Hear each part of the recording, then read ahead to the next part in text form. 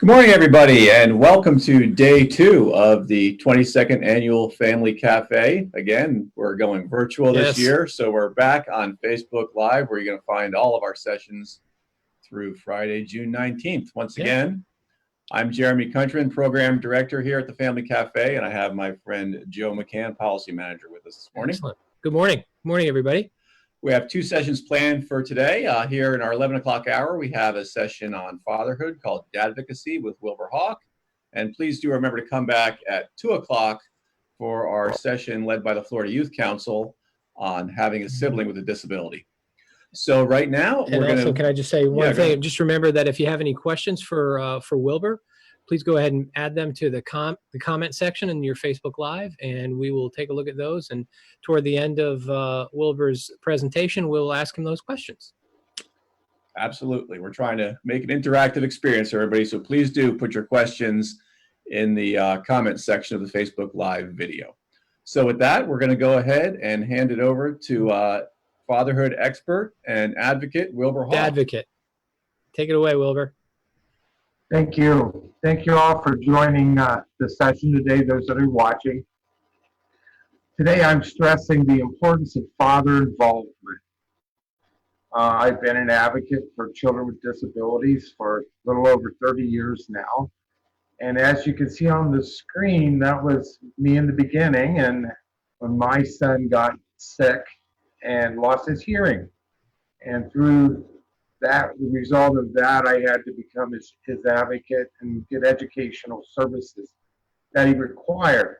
And as you see the picture on the right with him holding up his hands, that was him in high school, where he graduated with honors in AP courses. Went on to do 2 years of college, and he's now married, living independently in North Carolina with 2 sons of his own.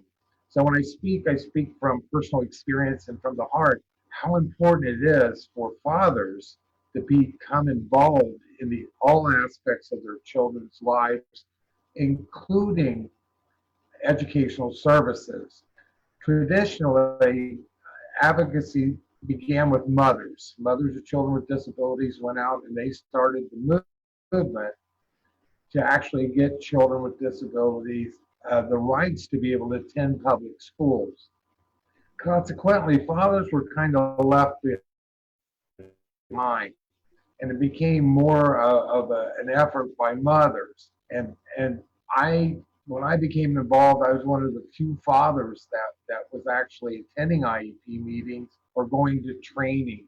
And through that, I realized how important it was that somebody reach out to other dads and make it okay for them to become part of the movement.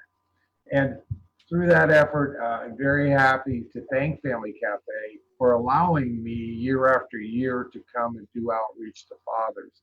It's a highlight of Cafe for me, and a very important thing for me. So we're going to start through the session, and hopefully dads out there and moms will benefit something from my presentation.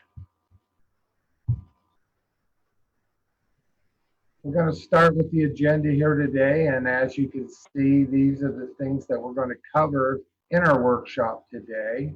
And these pictures, as I go through the presentation, are from my Florida Fathers Network site, and they're actually fathers and their sons or daughters that have submitted pictures for me to share. So they're actual they're not something that comes out of a program or something, they're actual dads.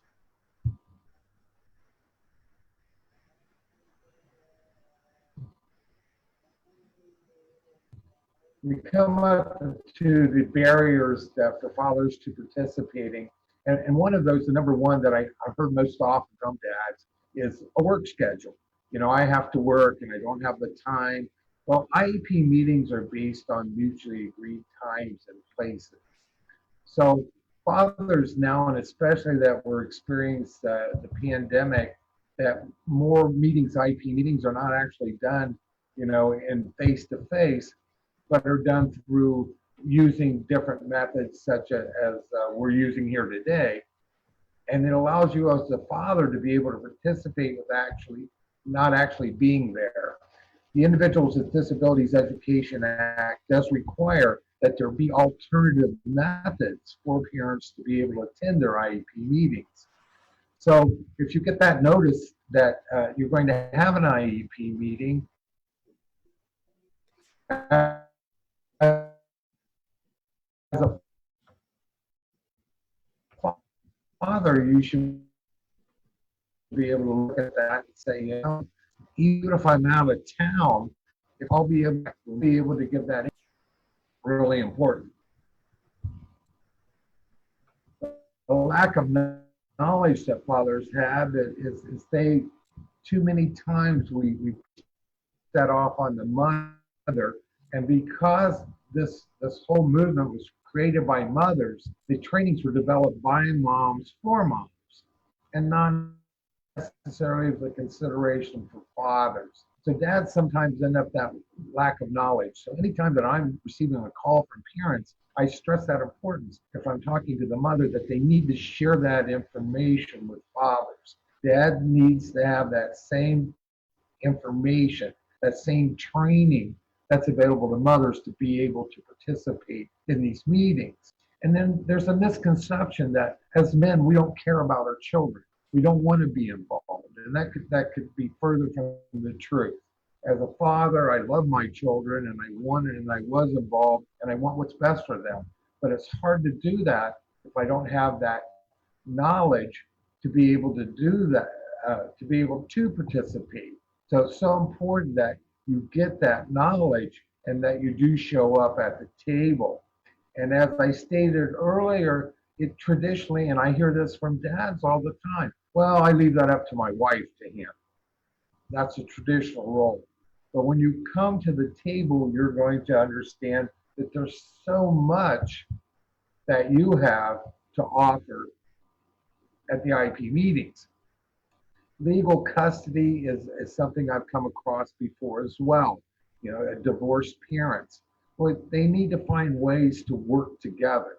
And even though you are divorced, you're still the mother and father of the child, and be able to participate together in at least these meetings. So coming together with that. But the most barrier that I found is the fact that mothers just simply exclude the fathers. They won't get them to participate, or they don't go through that length of time to help them be ready and understand how important this is. Educational systems within themselves are female oriented, so they're dominated by females. So as men, we are excluded. But if we can change that paradigm shift to where fathers are involved, the amount of advocacy, the effort, it could be doubled, because it is traditionally that mothers are carrying that role of advocacy. And if men become involved, we could double our efforts. So we want to go beyond that exclusion and become part of this process. The benefits of father involvement are wonderful, because I've seen things when families come together, they work together, and they act as a team when addressing the educational needs of their children. The benefits are just unreal. There's a professional perception that it's a man's world. I did not make it that way. It's male dominated. So when you show up at an IEP meeting as a father and a man, and you're sitting at that table, just the perception that the professionals that are sitting at that table, that you are there, that your voice is being heard, it's a positive. Things move in a more positive direction when you are there, simply based on that fact that you are a man. And if you have that knowledge base, it's even better. And then there's that sense of teaming, that I didn't leave my spouse, the mother of the child, to go alone. We went together. And that sense of being a team at the meeting and being prepared, and it is a positive and benefit of you being there. A lot of times there is a lot of stress and conflict that comes when children with disabilities are not getting the educational services that they need. And through that stress and that the mother goes through without the support of the father, sometimes leads to fighting and arguing. And as a father, if you're there, it helps in preserving your family because you are a team and you are doing this together. I did the IEPs in my family. She didn't even have to go. I went and I took that responsibility on myself and I began to learn. You also provide, as a father, we see our children differently than what their mothers do. It's a different aspect. You bring that information to you when you come to with you when you come to the IEP meetings, and so you provide that additional input that's necessary when you're looking at the whole child and trying to develop an educational program that's based on their needs. You're also showing your children when you're doing this that you're a role model. When they look at you and see that you are stepping up and you're advocating for your child, you're showing them that it's okay for them to advocate for themselves. So those role models are very important.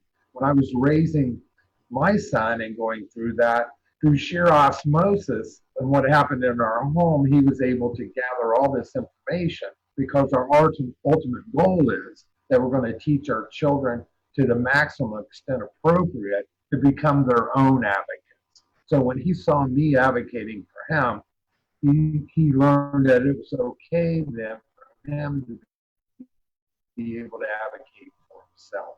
And the outcomes are so much better when there are two parents advocating and just not one. And also, one of the hard things you're going to experience as a father is we have learned through our life that as men, it's our job to fix it. And one of the things I could not do is I could not fix my son's disability. It was the hardest thing for me to accept. I could not change the way his disability was. And we're also taught that we're the strong ones. We don't show emotions. We don't do these things. So if you don't reach out to other fathers and network and share, you have that tendency then to internalize all these feelings. And these emotions are so strong when you go through this process. And one of the things that we have a tendency to do then is to self-medicate. And I had that problem extensively in the beginning with alcohol. You know, my best friends were Jack and Johnny and Jack Daniels, Johnny Walker, those things.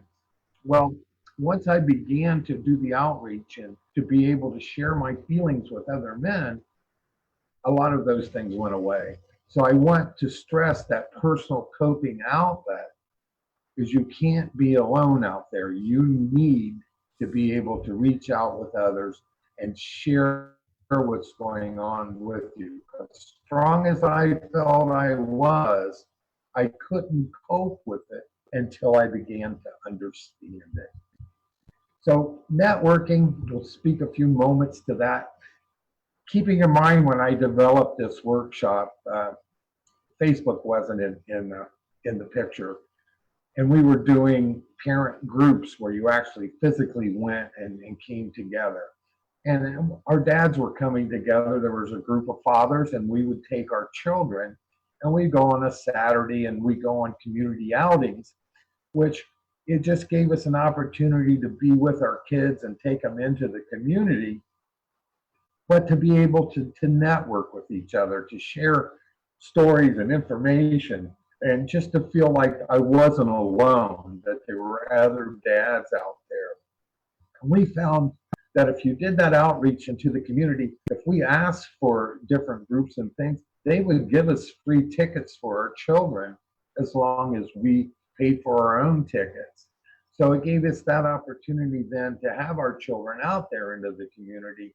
And it also gave a better sense of acceptance in our local community and seeing and interacting with our children. We got together as fathers just to have a pizza and maybe a beer or something, or make copies of laws and things to share. So we had that informal gatherings to where we got together. Now most of those things happen on Facebook. So you can get on Facebook and there is a plethora of different support groups that you can get together. But you really need to come together, and you need to get that information from other fathers.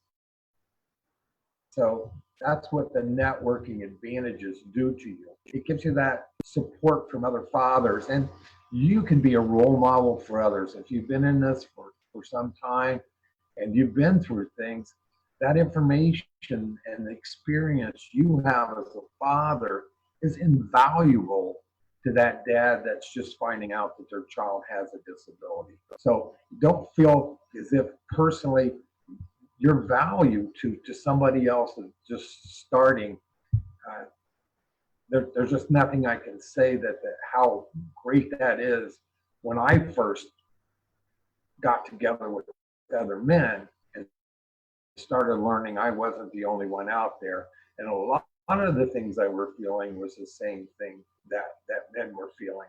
And you get that sense of choice of options, you know, the things that you can do that are effective, that you are learning from other fathers. The first step in this journey, you're going to find that in dealing with being a father of a child with a disability, there are some very, very strong emotions. They can come out in sadness, they can come out in anger, but they never go away. It's been over 30 years, and I can still tell you what it feels like right beneath my skin, all those emotions, and finding out that my son, you know, he was sick, and then he had a disability, and how, you know, his deafness was going to impact him. And then the anger that comes out there and not being, the information not being shared with you that you need to be able to deal with a bureaucracy such as a school system or any other type of agency that you're dealing with. So you have to learn to do non-emotional, clearly documented, collaborative business. This is not personal, it's just business. And to do that, you need to leave your emotions in the parking lot and come prepared when you're doing IEP meetings to be able to maximize the services that you're going to be able to obtain for your child. That knowledge is just something that you need to have. You can't just show up at these meetings and expect to have those outcomes. You need to study it. You have the internet. When I started, we had these things called phone books. Anybody remember those? Now you have the instant gratification of information 24/7 at your fingertips. So get that knowledge that you're going to need to be able to meaningfully participate in that process at least once a year in your school, if not more. You got to pick your battles. You got to pick that path of least resistance. If it isn't that important, you may need to step around it or go over it to get where you're needing to go. You just don't want to get hung up on whatever that one thing is at the moment that you're dealing with. So you want to pick that path of least resistance and focus on that end goal or that outcome. To build that long, lasting, effective change, you need to be proactive and collaborative rather than adversarial and reactive. You want to be a team. You want to work with the school. You want to find ways to do that, regardless of what that negative history is that you may have inherited from somebody before you. You want to focus on working with your school, being part of that school, looking at advisory councils, looking at that interaction with the teacher and the principal of your school, and work there and let them see you. Go in there, but nobody wants to work with someone who's angry. Always angry. Bring something to the table when you come. You know, be part of that.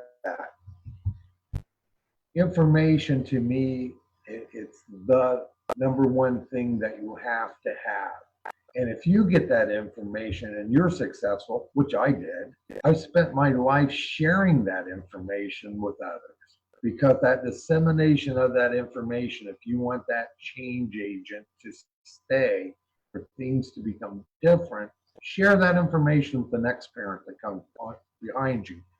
Tell them about Family Cafe. Tell them where they can find the resources. Share, because that person may, just like I said before, just now be finding out that their child has a disability. You have to actually to change the way people think to make change. And to do that, one of the things that I use constantly is stress to people that the only thing between them and disability is time. Eventually, you will experience disability. If you're lucky, it can come when you're later in life and you get a little bit older, but eventually it will happen. Or it could happen the next instant if your child becomes sick. But it's really not a priority to anybody to what impacts you or your life. So you want to think about that eventually disability will become part of your life. It's a natural part of life. Share that with somebody. And I always say that there's three things that you really want for your child, and you should birth until they become their own advocates. And that is, the first thing you want them to do is you want them to be gainfully employed. That's why we send children to school in the first place, is so that by the time they graduate, that they will be able to get a job. Besides the great childcare, which I'm sure you're all missing right now, the fact that we send them to school so they learn how to take turns, they learn how to get up in the morning, they learn how to socially interact appropriately with other individuals. By the time they graduate, we hope they have the skills that they're able to be gainfully employed. Once you got a job, then perhaps you have that opportunity to live independently as possible. We want them, if it's supported living, as the most possible, that they live independently. So that if they have a job, they can live independently. That the third thing that they will be able to do is to be able to pursue a quality of life of their own choosing. Whatever makes them happy is the goal. So that's the three things I always strive for my son, was that he would be able to do those things, which he has been able to do. So I'm very happy to say that I've lived the promise of the Individuals with Disabilities Education Act, and my child has benefited from those. You need to be at the table for everything. If not, you're an afterthought. Anytime something happens out there, the passage of laws, things that happen with a school district, things that happen within we are a second thought, an afterthought. It's always the people without disabilities first. And then maybe later, they start thinking, oh, well, what about those kids with disabilities? Well, you need to be at that table. You need to be at those school board meetings. You need to be participating on a state level through Tallahassee. You need to be on the school advisory councils. You need to be part of your school. And not only are you advocating for the rights of your own child, you're also advocating for the rights of all children with disabilities. So if you're not at the table, you're not a consideration. So you need to be a stakeholder, and you need to be sitting at that table when decisions are made about children with disabilities. Define yourself as a child advocate. Understand that you are your child's advocate. So many times we're out there looking for somebody else to do it for us. Nobody knows, only you know what's best for your child, because only you know your child the best. Accept that role that you are your child's advocate.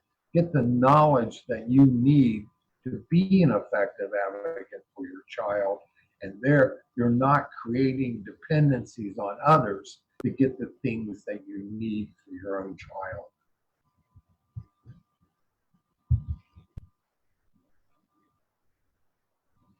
Self-advocacy, that role that we want for our children, you are the one that's going to teach them how to do that. You are the one that are going to look to and need those skills from you and support to become their advocates. Generally, they start addressing these things in middle school, but you need to start as soon as possible for your child to be able to understand that they do have an IEP or a 504 plan, and those are federal rights that they have. And they need to be able to understand that they are their rights and to ask for those, so that when they do go out into life, that they're able to understand what their rights are out there. And if they feel that they're being discriminated against, understand that there are courses of actions that they can take to be able to get the things that they're entitled to. So you are that role model. You are what they're going to be looking for. You are what your child needs to have as that role model to understand. The disability community. When you become a parent of a child with a disability, nobody calls you up ahead of time and asks you, is this something that you want to do? It happens. It just happens. And from the moment that happens, you become part of the disability community. And it's out there. And if you've ever been to Family Cafe in person, you'll see how big that community is. There are so many out there into this community. They've gone before you. They have so much knowledge and so much to offer. If you're just entering into the disability community, make sure that you reach out and network to other parents, because you're not the first. You're not the first one to have a child with a disability. So the best thing that you can do is you can reach out to all those other parents out there that have gone before you and duplicate their successes and avoid those mistakes. And you do that by networking with others. So reach out there. You're not going to be the last parent to have a child with disability. I know that in my time as an advocate and teaching parents, which is what I do, there's so many that are out there, and they feel like they're the only one. They're isolated. When they start talking to me and I start sharing that information, then I also stress with them that, if you benefit from anything that I'm sharing with you here today, please share that information with somebody that's coming behind you, because in the unity lies strength. And I've seen the disability community step up and make major changes to legislation and stop things that were going on simply based on the fact that we came together. And we are a major voting bloc too, speaking of things like that. So coming together, you want to be able to understand that if we come together, the unity that we have and the strength that we have is outstanding. Key is knowledge, because if you don't have that knowledge, you're not able to effectively advocate for your child. So you need to become involved, and you need to learn, and you need to read. Federal law is mandated, it's not optional. But if you don't know what it is, you miss the fact that there are federal laws in place that protect your child, that parents just like you went out there and advocated for many years ago to get these rights in place, some without ever benefiting from any of their actions. Don't let that go to waste. Understand that you have rights and learn about them. And as a man, come to that table and support the fact that we do have rights for our children. And I'm going to put up a few resources here. One of them is the South Florida Parent Center, which is me. And I have a good website out there with a ton of information. And I'm available to all of my contact information is out there. So you'll be able to contact me pretty much anytime. I work from home. The boss is a sweetheart, and the dress code is really lax around here. but I am available to you. I'm also over on Facebook if you'd like to come there. There are different groups out there, such as the National Fatherhood Clearinghouse, and that was a Obama initiative, and National Center for Fathering. And then there's a National Parent Technical Assistance Center, and they are funded by the U.S. Department of Education, and they are grants that are available to every state to form what are called parent training and information centers. So you can outreach to them, and it's a national network of parents. You're not the first. Find out if you're wondering what someone's doing in a remote community, contact the Montana Parent Center, and they'd be able to tell you that. Or if you're looking at urban, there's a parent center in New York, there's parent centers in Los Angeles, all across the nation. It's not a new thing for parents of children with disabilities to be advocating out there. So there's been a lot of changes that have developed and things that have happened over the years that you need to benefit from. And once again, you could be the change agent. There'd be one out there. I can't stress to you the within my own community solely based on the effort of one man who decided to step up and said it's not right what you're doing, and we're going to change that. And I dedicated my life to doing that, and for the remainder of my days, I pretty much am going to continue to do that. And there's the contact information. And that little boy who was never going to read above third grade level that graduated in college, that's him on the right side of that picture. And he's holding my first grandson, and that is my other son on the left, holding my first granddaughter. So I'm sharing with you my gene pool right there.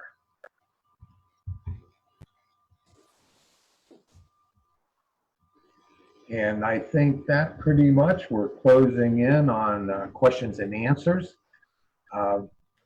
I just want to take one last opportunity to stress that, you know, dads out there, that if you're hearing my voice, that please get involved. Get involved with your local school. Reach out, contact me through the, that's my home phone number there. Contact me. I'm willing to share with you any information that you may need. I'm over on Facebook as Wilbur Hawke. There's 3,400 other parents over there.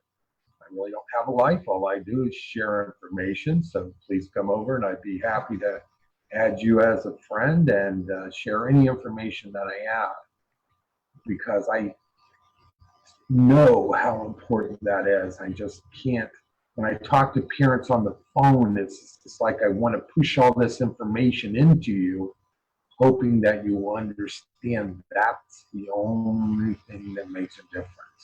It's not teaching somebody what your child's individual disability is. They know. It's getting the information and understanding what your rights are. That's what makes a difference. Being able to utilize federal law in advocating for your child. Wilbur, thank you so much. That was just terrific, and what a great substantive discussion that was. We really appreciate it. You know, I appreciate so much of what you said, especially about, you know, the self-care components and making sure you're involved at every level, every time. That's just all of what you said is such great advice. We have a few questions. Did you want to add anything? No, I think, you know, we do have a few minutes here at the end of the hour to do some Q&A. So let's go ahead and share some of those questions that our assistant. So I got a few here. I have a few. How about this one? How would you go about informing your child about their IEP and accommodation? Actually, you know, I set them down and I explained to them, and I kind of touched on the law. I told them that these things were out there to give them the equal access, and also stressing to them that they can be successful in life. They can do what anyone else does and despite their disability. So I kind of went through a training on the IEP and sat down and kind of explained it to them about the IEP process and how to do that. And I also did with the accommodations and helping them understand that accommodations are part of your child's disability. So any accommodation there is based solely on your child's disability. So my son not being able to hear, all of his presentation had to be visual. And that's because of his disability. So helping him understand that. And prior to the IEP meeting, I would ask him, I would always submit ahead of time, because you just don't show up at the table. You want to be prepared.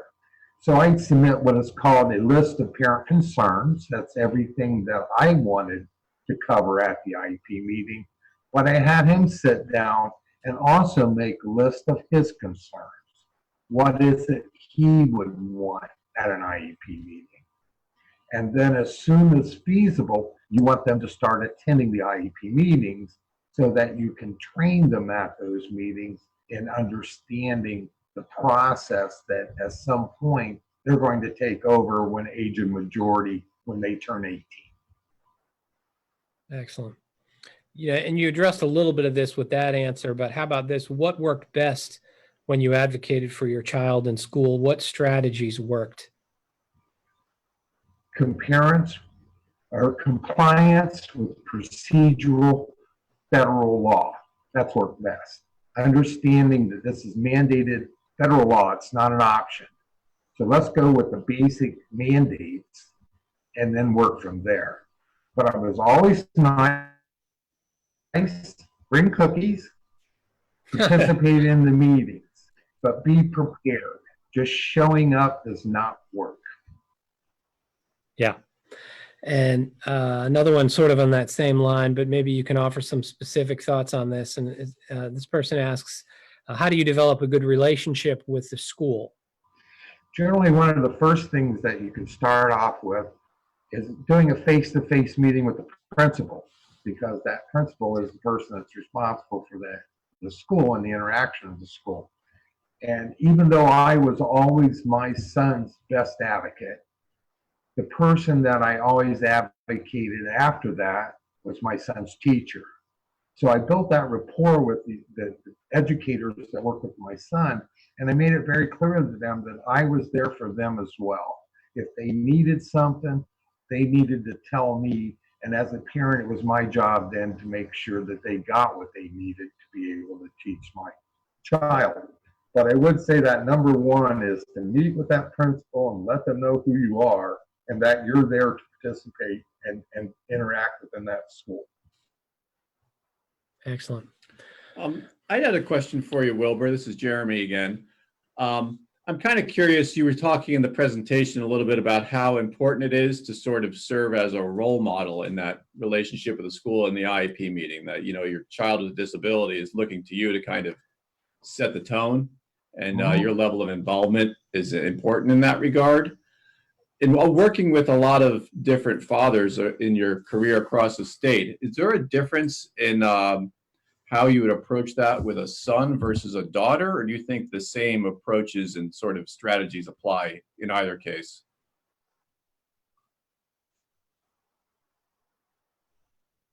Of course, with daughters, you tend to be a little more protective of your daughters, but only having boys, I can only give you that perspective of having sons. But I don't think there's any difference in it. Nowhere in federal law it doesn't state there's a gender difference in advocating for children.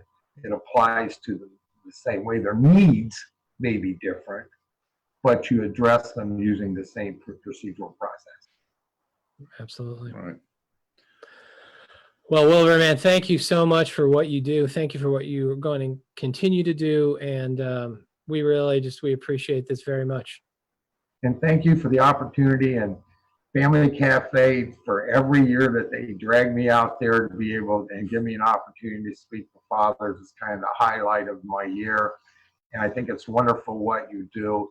And please, all of you, stay safe and stay protected in the crisis that we're in. And thank you all.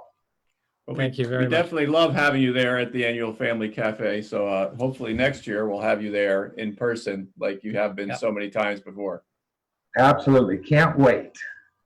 Thanks very much, Wilbur. All Thank right. you. Well, before we close out the hour, just a couple of quick reminders. First of all, we're going to be back at what time, Joe? 2 o'clock. 2 o'clock this afternoon. The Florida Youth Council is going to be doing a session on siblings with us. So we have a little bit of a family day here. We have fatherhood in the morning. We got siblings in the afternoon. So please come back for that. Don't forget, you received a packet with this report card form and this pink card form. Send them back to us with your return address, and you will receive a free gift while supplies last.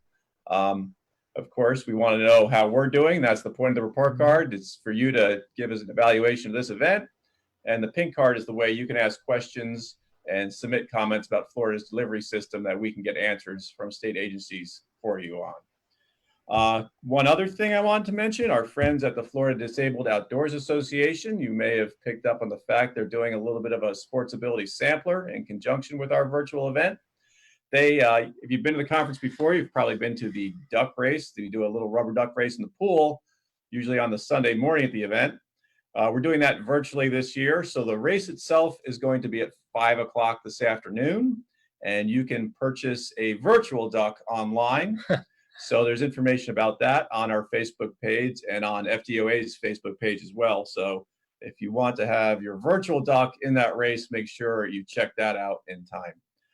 One last thing before we go, I want to remind you that our friends at Able United are helping us put this event together.